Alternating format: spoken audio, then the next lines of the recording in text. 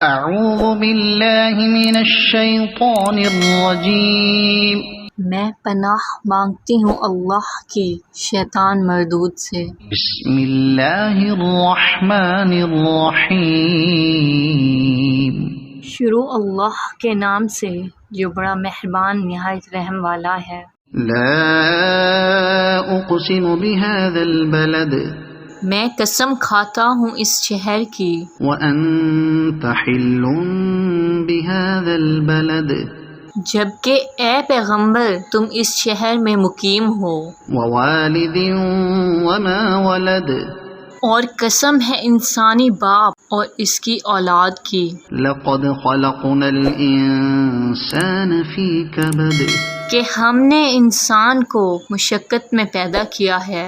ایحسب ان لن یقدر علیہ احد، کیا وہ یہ سمجھتا ہے کہ اس پر کسی کا بس نہیں چلے گا؟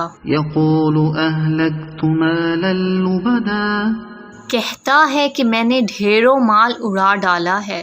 ایحسب ان لم یرہ احد، کیا وہ یہ سمجھتا ہے کہ اس کو کسی نے دیکھا نہیں؟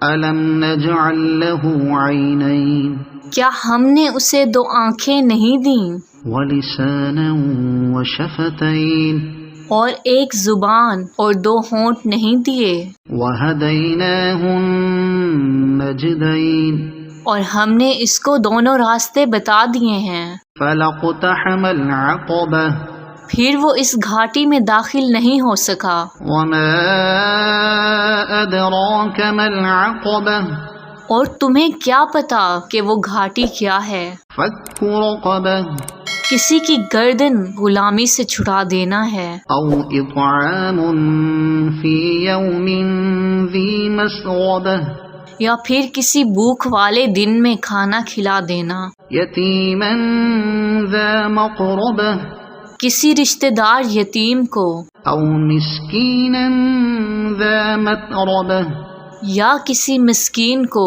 جو مٹی میں رل رہا ہو۔